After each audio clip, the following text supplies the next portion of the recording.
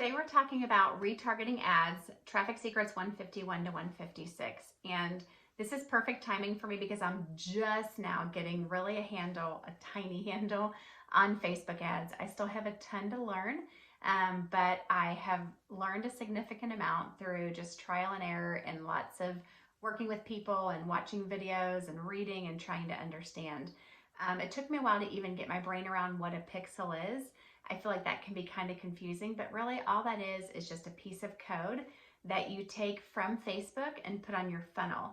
And what's really cool that I'm just understanding is, so like our funnel is several pages, and the way that people commit depends on how far they get into your funnel. So what you can do with your pixel is you can put it on the first page of the funnel. Did they even come to that page?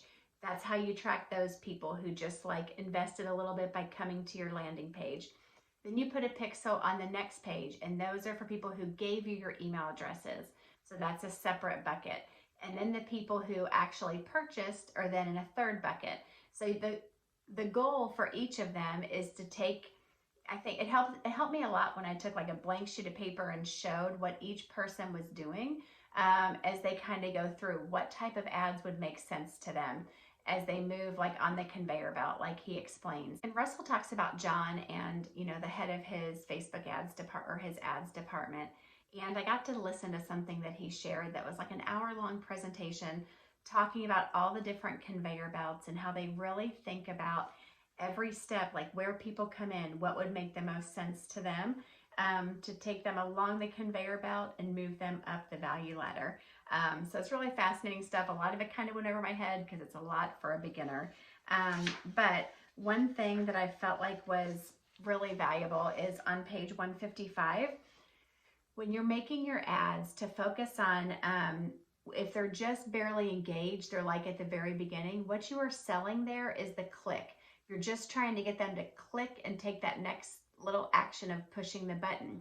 So as I have been learning about the copy that I want to have on the ads, I'm not trying to sell my whole program and the whole challenge and everything that I'm doing. I'm just trying to sell getting them to click that button, moving them into the next bucket.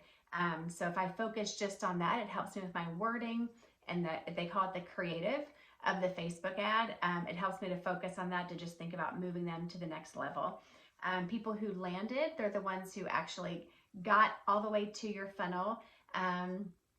So for those, you are selling them to actually make the purchase. The copy there is different. You're speaking to their need, and you're kind of driving home the pain of what they're experiencing, that your product will help them to take away the pain of. And then owned is a totally different thing. That's like the ultimate goal, to get people into your world, to get them on your email list, and then they now are traffic that you own. And for them, you're going to take them from one step of the value ladder and start moving them up the value ladder. And still learning a lot about how to be strategic with that. But it's a huge work in progress, but keep tackling it and like delving into these concepts, and they will continue to get like more second nature and easier as you go.